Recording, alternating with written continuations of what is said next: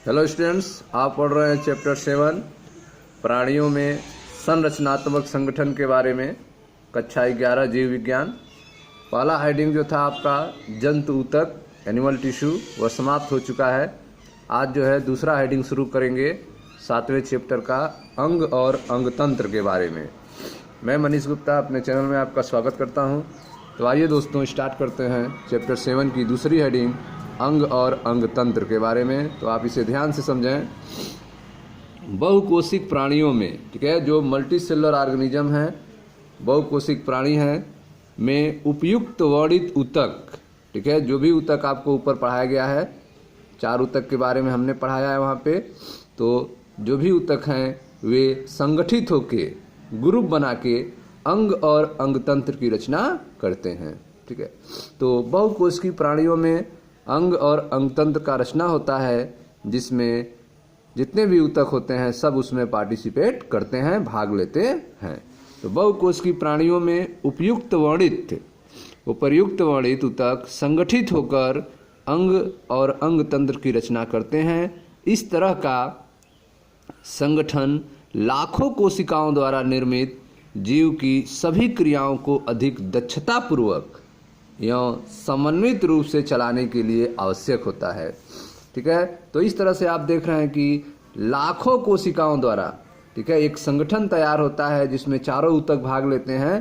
तो संगठन जो है लाखों कोशिकाओं द्वारा निर्मित होता है, जिससे जीव की सभी क्रियाएं जो होती हैं वे अधिक दक्षतापूर्वक, एक्यूरेट तरीके से और कोऑर्डिनेट रूप से, समन्वित रूप से चलाने के लिए आवश्यक होता है, जरूरी होता है। शरीर के प्रत्येक अंग एक या एक से अधिक प्रकार के ऊतकों का बना होता है, ठीक है। तो आप देख रहे हैं कि शरीर का प्रत्येक अंग जो है, प्रत्येक आर्गन जो है, वह एक या एक से अधिक ऊतकों के मिलने से बनता है। जैसे हृदय में चारों तरह के ऊतक होते हैं, ठीक है। अगर एक अंग, ठीक है, हृदय लेते हैं, हार्ट लेते हैं, तो इसमें जो है चारों तरह के ऊतक पाए जाते हैं, उपकला, संयोजी, पेशी तथा तंत्र की ऊतक। तो हृदय में चारों तरह के ऊतक पाए जाते हैं। इसी तरह से प्रत्येक अंग जो है एक या एक से अधिक प्रकार के ऊतकों के मिलने से बना होता है। हृदय में चारों तरह के ऊतक पाए जाते हैं, उपकला ऊतक, संयोजी ऊतक, पेशी ऊतक तथा तंत्र की ऊतक। ध्यानपूर्वक अध्ययन के बाद हम देखते हैं कि अंग और अंगतंत्र की जटिलता एक निश्चित इंद्रिय गोचर प्रवृत्ति को प्रदर्शित करती है, ठीक है।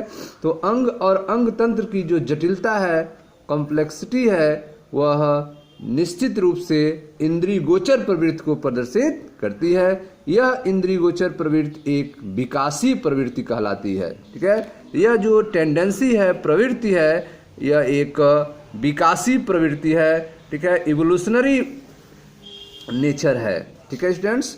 तो इस तरह से आपने देखा कि अंग और अंगतंत्र की जटिलता एक निश्चित इंद्रियगोचर प्रवृत्ति को प्रदर्शित करती है, और यह इंद्रियगोचर प्रवृत्ति एक विकासीय प्रवृत्ति कहलाती है, ठीक है। इसके बारे में आप 12 में, कक्षा 12 में विस्तार से पढ़ेंगे। आइए आगे देखते हैं। यहाँ पर आपको 3 जीवों के विभिन्न विकासीय स्तर के बारे में बताया जा रहा है, जिसमें आपको शारीर अर्थात एनाटमी और आकारकी मॉर्फोलॉजी के संगठन और क्रियाविधि के बारे में जानकारी प्राप्त होगी, ठीक है।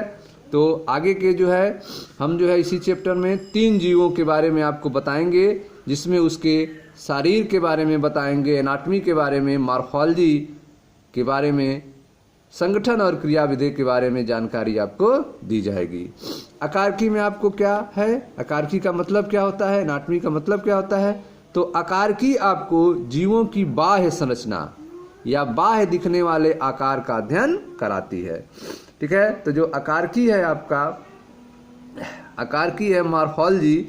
मॉर्फोलॉजी में आपको जीवों के बाह्य संरचना, बाह्य दिखने वाले आकार का अध्ययन कराया जाता है। पौधों या सूक्ष्म जीवों के संदर्भ में आकारकी शब्द वस्तु मतलब यही है, ठीक है। पौधों या सूक्ष्म जीवों के संदर्भ में आकारकी का अर्थ क्या होता है, मॉर्फोलॉजी का अर्थ क्या होता है, तो उस जीव का बाह्य संरचना कैसा है, वो दिखने में कैसा है, इन सारी चीज़ों के बारे में जानकारी जो है आकार की होती है। ठीक है। प्राणियों के संदर्भ में अगर बात की जाए तो प्राणियों के संदर्भ में आकार की का मतलब शरीर के बाह्य अंगों का बनावट या शरीर के बाह्य भागों का अध्ययन है। ठीक है। प्राणियों के संदर्भ में शरीर के बाह्य भागों का बनावट कैसा है, बाह्य अंगों का बनावट कैसा है, शरीर के बाह्य भागों का अध्ययन जो है आकारिकी के अंतर्गत आता है। प्राणियों में एनाटॉमी का मतलब क्या होता है, शारीर का मतलब क्या होता है, तो प्राणियों में शारीर का पारंपरिक मतलब आंतरिक अंगों के संरचना का अध्ययन से है। ठीक है। तो एनाटॉमी अर्थात शारीर का मतलब होता है प्राणियों के आंतरिक अंगों का, इंटरनल ऑर्गन के स्ट्रक्चर का अध्ययन है। ठीक है।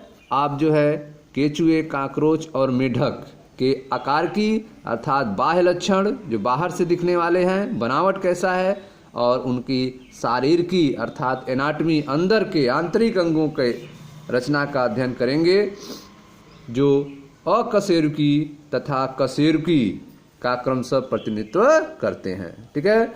इसमें केचुए, काकरोच जो हैं अकशेरुकी में आएंगे, इनवर्टिब्रेट्स में आएंगे, जबकि मेढक जो है वर्टिब्रेट्स में आएगा, कशेरुकी में आएगा।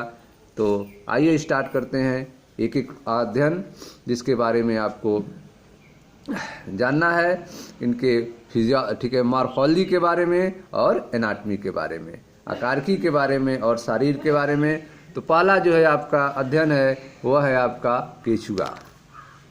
ओके स्टूडेंट्स, मिलते हैं नेक्स्ट वीडियो में। Thank you.